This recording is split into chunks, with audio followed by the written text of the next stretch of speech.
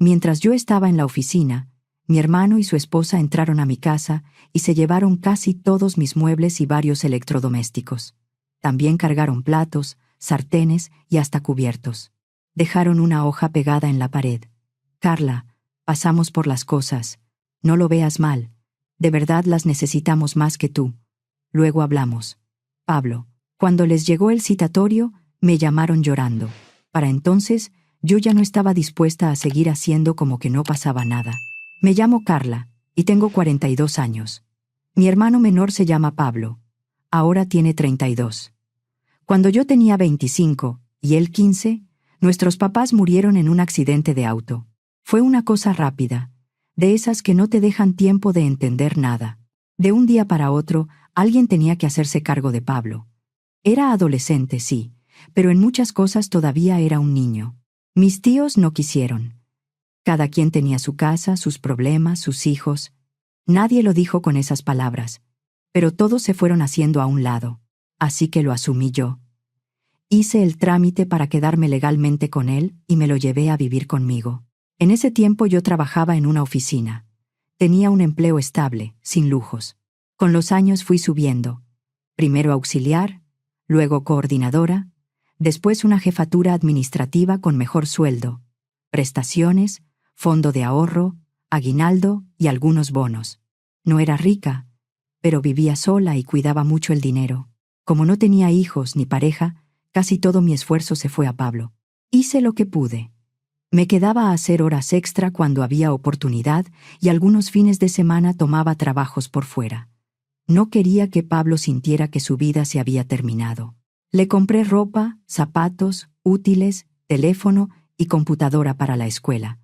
En sus cumpleaños hacía reuniones pequeñas con sus amigos. Yo, mientras tanto, dejaba mis cosas para después. Ropa, salidas, cursos, viajes, cualquier gusto que no fuera urgente.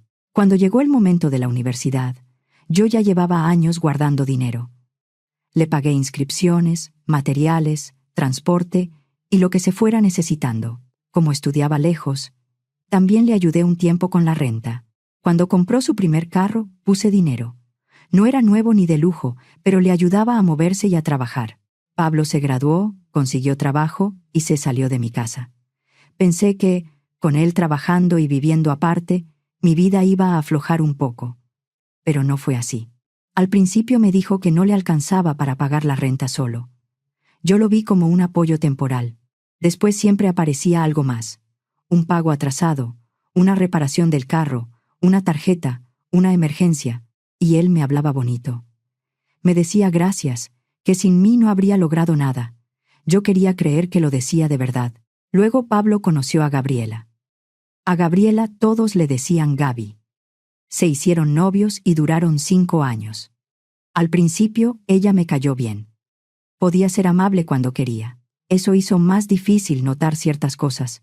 Cuando se comprometieron, otra vez yo me metí a resolver.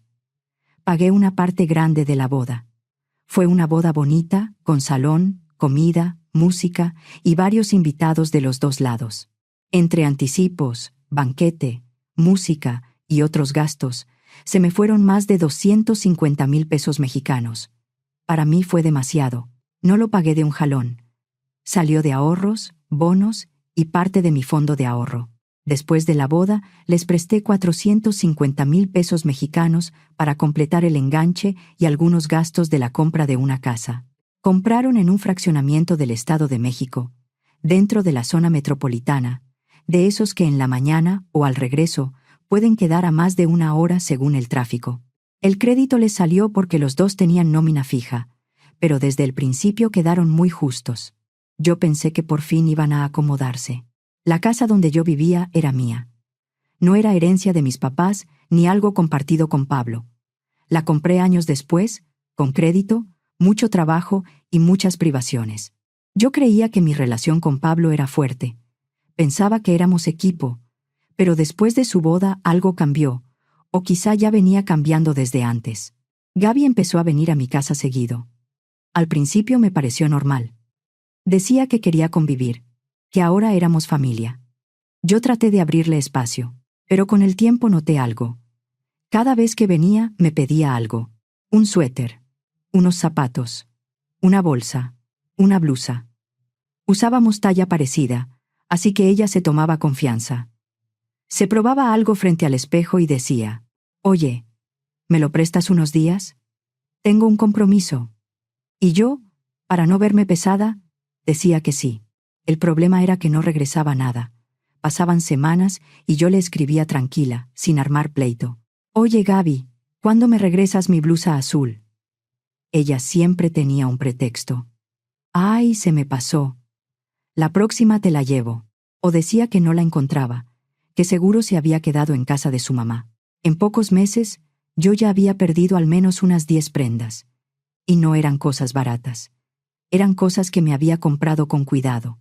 Me daba coraje, pero también pena. ¿Cómo le reclamas a la esposa de tu hermano sin que se haga un problema familiar? Un día me cansé. Gaby estaba en mi sala, viendo una chamarra nueva que yo acababa de comprar. La estaba tocando como si ya fuera suya. Ahí ya no quise seguir fingiendo, pero no grité.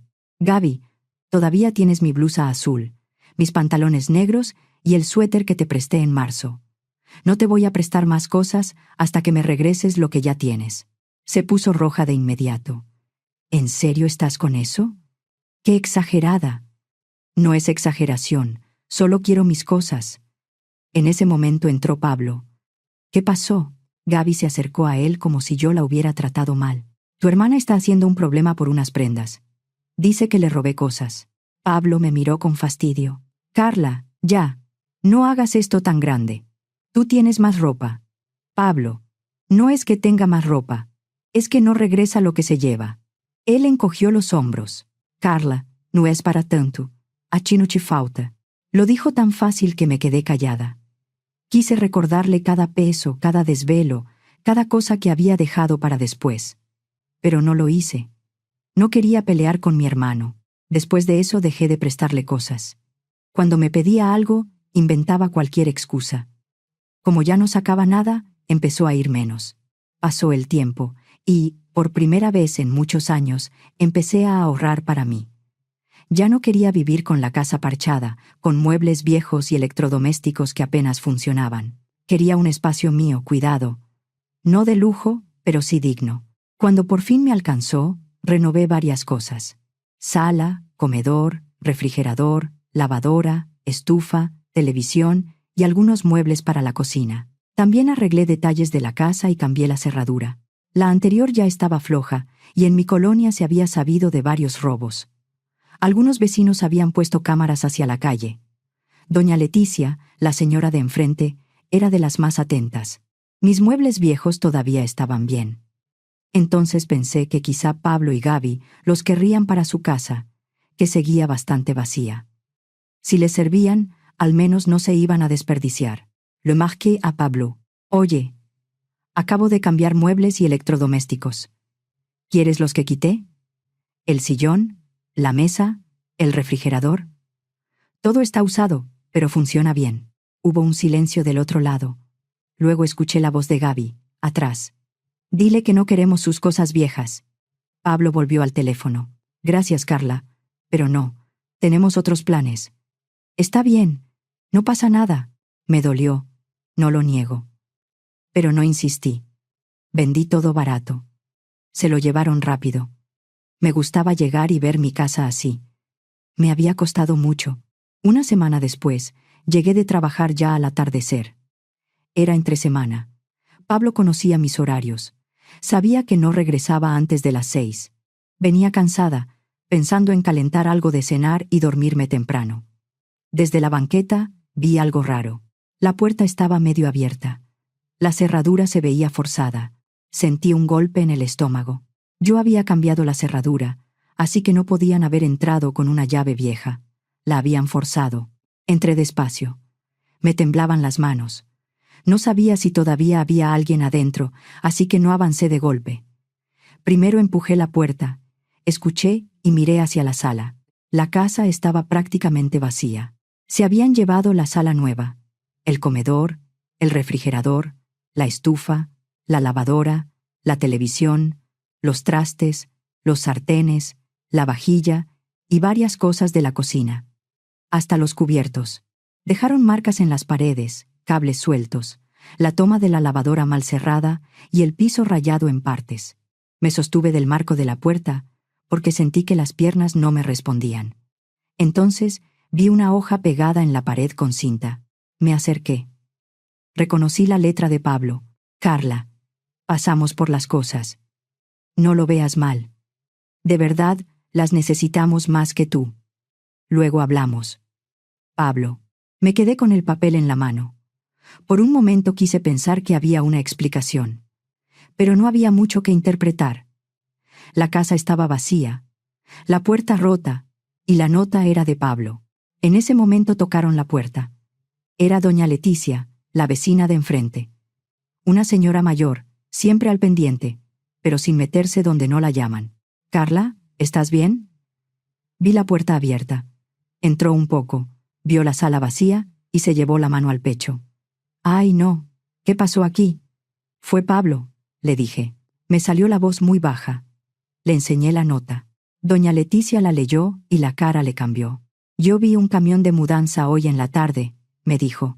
«Llegó poco después de la 1. No me fijé en la hora exacta, pero estuvieron un buen rato. Se fueron ya entrada la tarde. Venían 2 cargadores. Vi a tu hermano entrando y saliendo. Le pregunté qué hacía y me dijo que tú le habías dado permiso, que estabas cambiando cosas». Como se veía normal, le creí. No era culpa de ella. Cualquiera habría pensado que era una mudanza autorizada. Pablo sabía eso. «No se preocupe, doña Leticia. Él le mintió». Ella se quedó seria. Mi cámara apunta hacia la calle. No se ve adentro, pero se ve el camión y se ven cuando suben varias cosas. «Te paso el video». «Sí», le dije. «Lo necesito. Gracias». Esa misma noche me mandó el video y después me dio una copia en una memoria USB. Yo seguía temblando, pero ya no solo de susto, también de coraje. Coraje de haber confiado. Coraje de que él pensara que podía entrar a mi casa como si fuera suya. Tenía facturas de varias cosas, comprobantes de pago de otras y fotos del día en que me las entregaron. Varias las había comprado con la aplicación del banco, así que los movimientos estaban registrados. Agarré el teléfono y le marqué a Pablo. Contestó rápido, como si nada. «¿Qué onda, hermana?» «Regresa todo», le dije.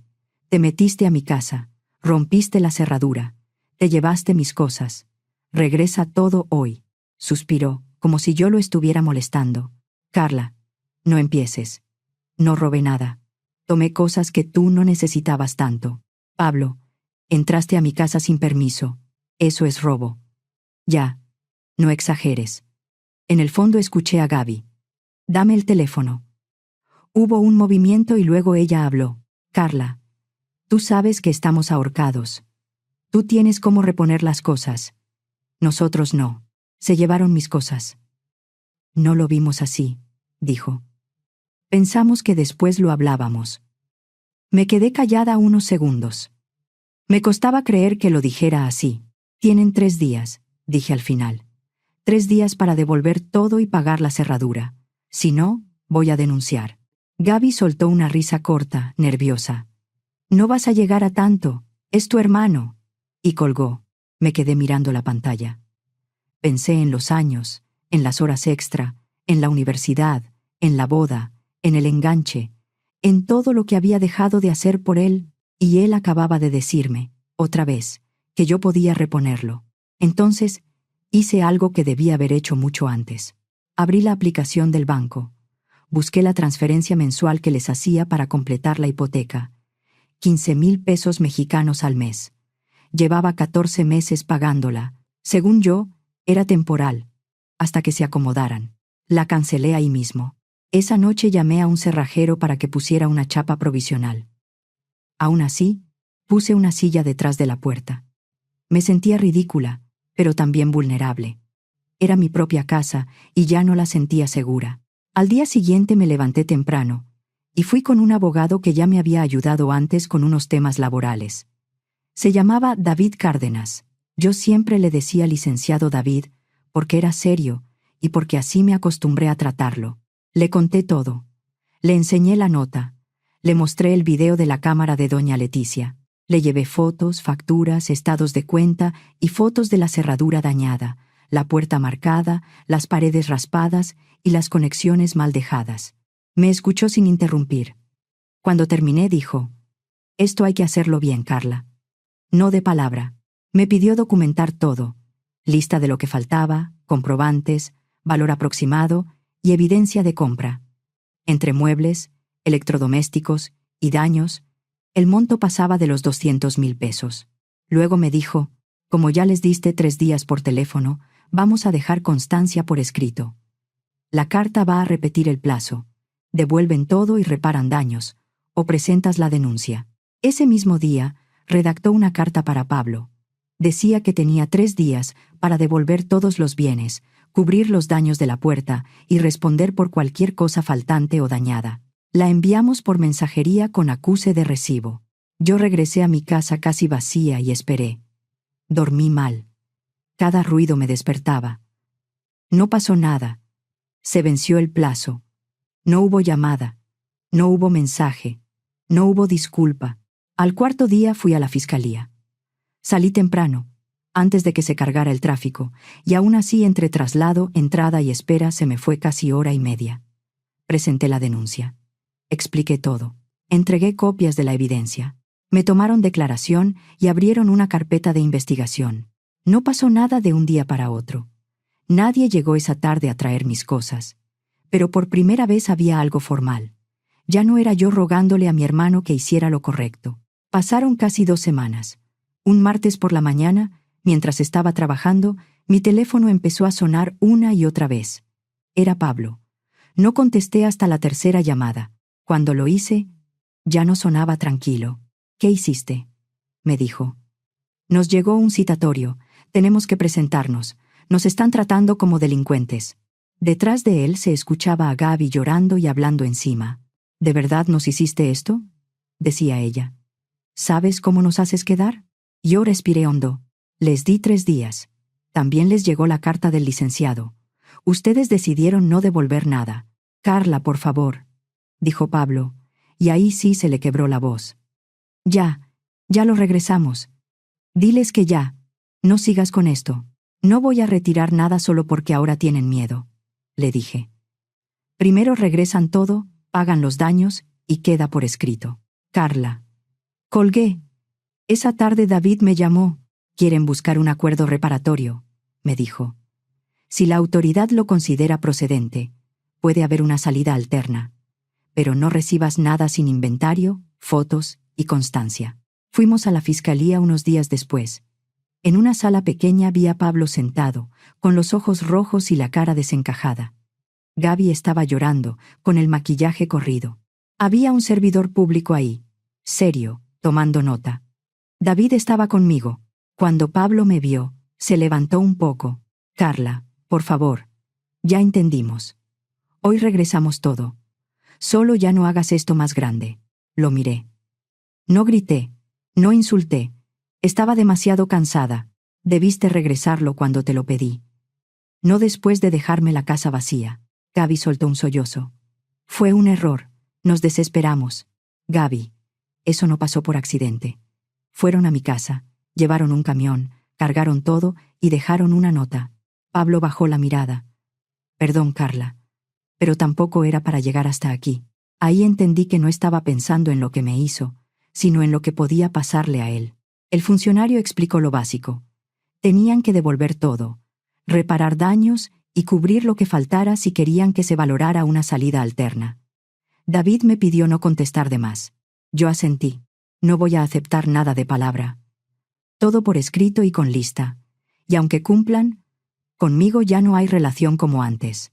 Pablo abrió la boca, pero no dijo nada. Al día siguiente llegaron con un flete y 2 cargadores. Yo no los dejé entrar solos.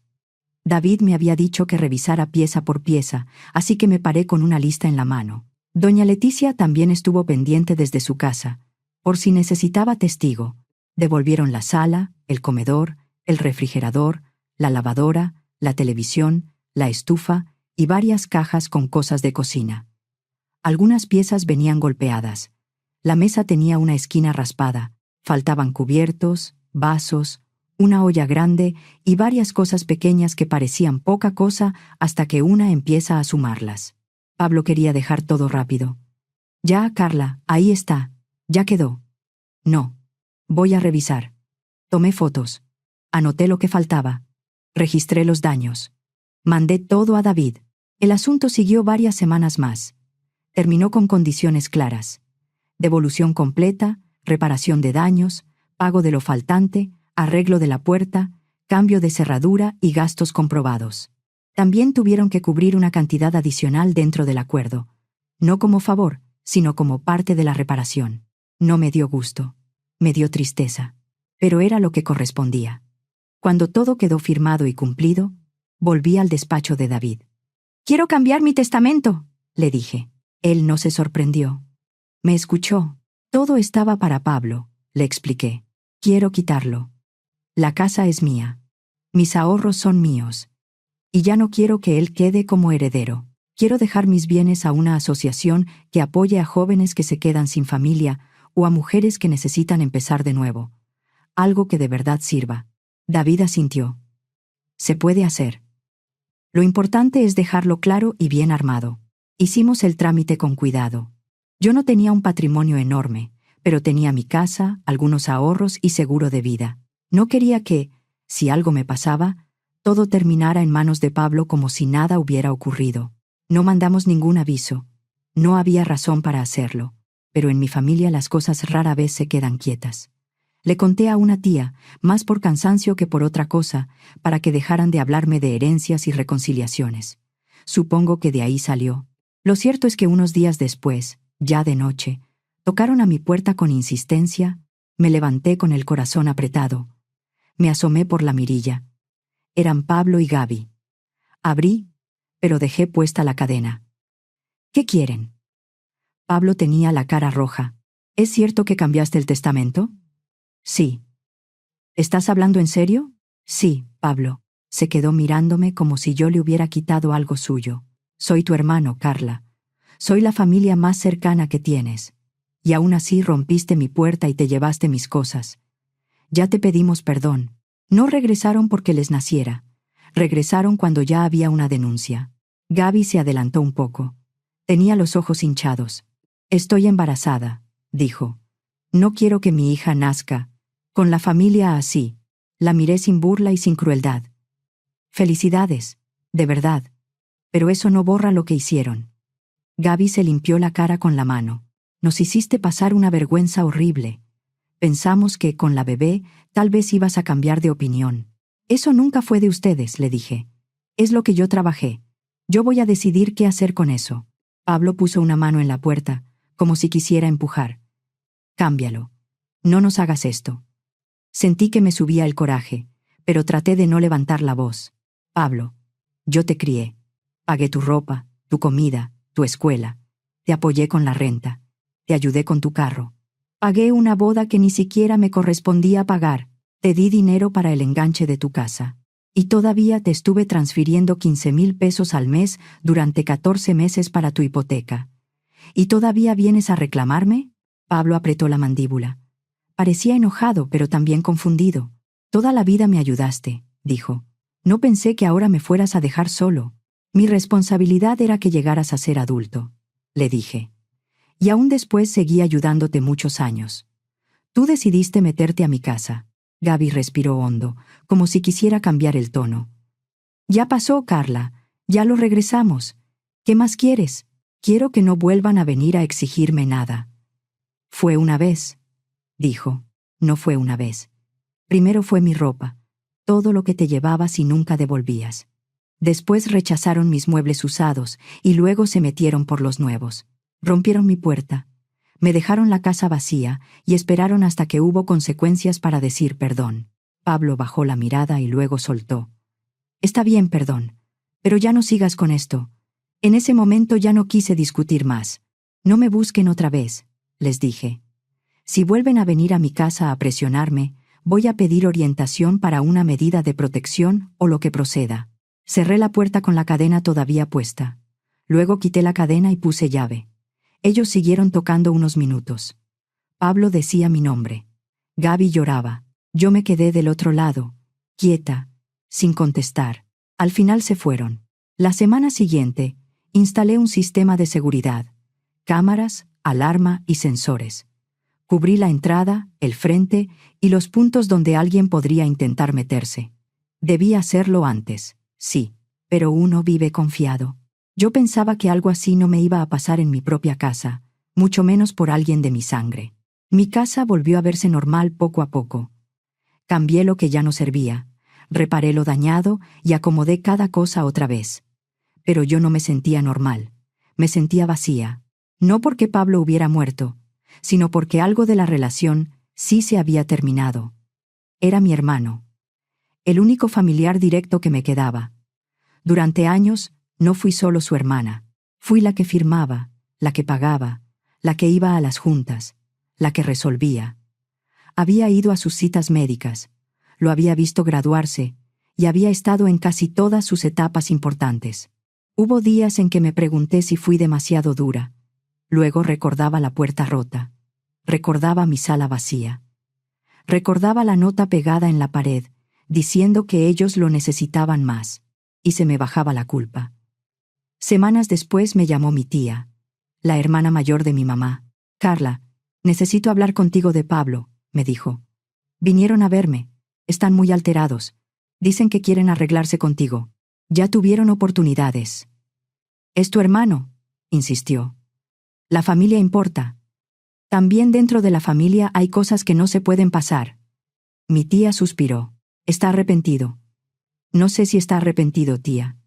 Yo lo que veo es que tiene miedo. Carla. Ahí respiré hondo. No quería faltarle al respeto, pero tampoco iba a quedarme callada. Cuando mis papás murieron, Pablo tenía 15 años. Nadie quiso hacerse cargo. Yo fui la que se quedó. Eso también cuenta. Ella guardó silencio unos segundos. Yo sé que hiciste mucho. No, tía. Hice mi vida alrededor de él. Y cuando puse un límite, todos quieren opinar. ¿Qué quieres que le diga? Dile que no quiero reconciliarme. Dile que necesito estar tranquila. Colgué y me quedé sentada en silencio, viendo mi sala. Mi casa. La que yo pagué. La que yo cuidé. La que él trató como una bodega. Ese día abrí la computadora y por primera vez en años busqué algo que no tenía que ver con Pablo. Al principio me costó. Me daba tristeza y coraje en días distintos. Había mañanas en que despertaba tranquila y tardes en que me ganaba el llanto. Pero poco a poco empecé a imaginar una vida donde yo también importaba. Empecé a ver viajes, hoteles, playas, paquetes. No quería presumir. Solo quería salir de mi casa unos días sin sentir que estaba abandonando a alguien. Elegí un paquete sencillo en la Riviera Maya, 2 semanas.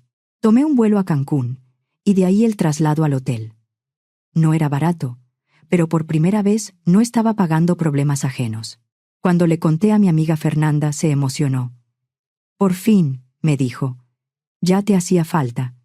Sí, le respondí. Ya era hora. Al decirlo se me quebró un poco la voz, porque era cierto. ¿Y Pablo? Preguntó.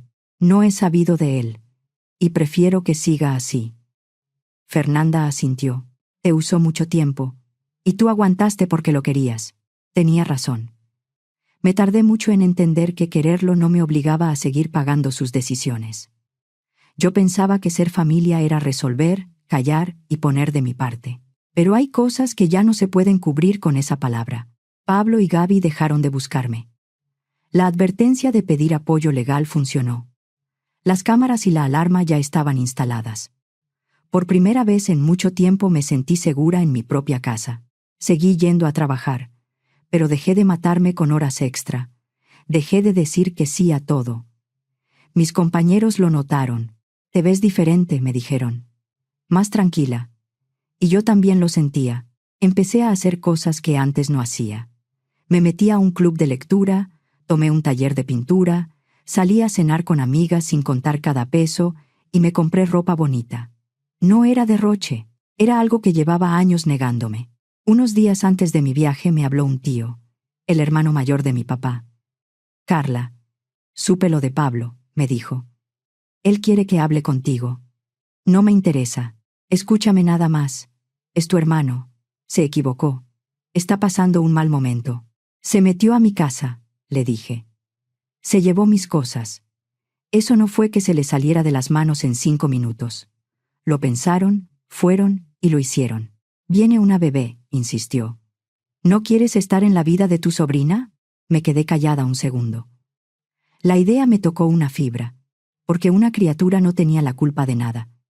Pero tampoco podía usar a una bebé para tapar lo que habían hecho sus papás. La bebé no tiene la culpa, le dije. Pero yo no puedo volver a hacerme cargo de ellos. Mi tío se molestó. Está siendo muy fría. Estoy tratando de cuidarme. Tu papá no habría querido esto. Me dolió que dijera eso, pero no me dobló. No metas a mi papá en esto. Él tampoco habría visto bien lo que hicieron. Hubo silencio. Bueno, Carla. Allá tú. Sí, le dije. Allá yo. Colgué y me quedé pensando. Era fácil pedir calma desde afuera. Ninguno de ellos había llegado a una casa vacía. Ninguno había leído esa nota. Ninguno sabía lo que se siente cuando alguien a quien criaste te trata como si fueras una cuenta de banco abierta. Miré mi sala, mi comedor, mi cocina, todo en su lugar, todo mío. Pablo no iba a volver a pisar mi casa. Gaby no iba a volver a tocar mi closet, y yo iba a aprender a estar bien con esa decisión, aunque doliera. Días después, Fernanda vino a cenar. ¿De verdad no te pesa?, me preguntó con cuidado. Me duele. Claro que me duele. Pero no me arrepiento. ¿Crees que él entendió? No lo sé. ¿Y te importa? Pensé un momento. Todavía un poco, pero menos que antes. Esa noche me senté en el sillón y pensé en los años de sacrificio, en las veces que me tragué el coraje y en todo lo que justifiqué. Yo quise mucho a Pablo. Lo quise como hermana y, durante muchos años, casi como madre. Eso era lo que más dolía. No era un extraño, no era alguien que apenas conocía. Era el niño al que yo había llevado de la mano cuando se quedó sin papás. Pero también era el adulto que eligió entrar a mi casa y llevarse lo mío. Mi viaje a la Riviera Maya fue justo lo que necesitaba. Dormí sin despertarme asustada. Caminé en la playa. Leí. Comí tranquila. No tuve que estar pendiente de pagos ajenos, ni de mensajes de Pablo, ni de problemas que no eran míos. Cuando regresé, no es que el dolor hubiera desaparecido. Seguía ahí, pero ya no me organizaba los días. Yo ya no quería acomodar mi vida alrededor de Pablo. Meses después, supe por familiares que Pablo y Gaby tuvieron a su bebé. Una niña. También supe que estaban apretados de dinero, que ahora sí cuidaban cada gasto y que las cosas no les estaban saliendo tan fáciles. No me dio gusto saberlo, pero tampoco me sentí responsable. Solo pensé que ahora les tocaba hacerse cargo. Había hecho mucho, más de lo que me tocaba, aunque me costara aceptarlo. Esa noche preparé café, apagué la alarma desde la aplicación y me senté un rato en la sala. La casa estaba en silencio. Afuera se escuchaban carros pasando y un perro ladrando a lo lejos. Nada especial. Me quedé ahí un rato. No estaba feliz. No era eso. Pero la casa estaba en calma y yo también.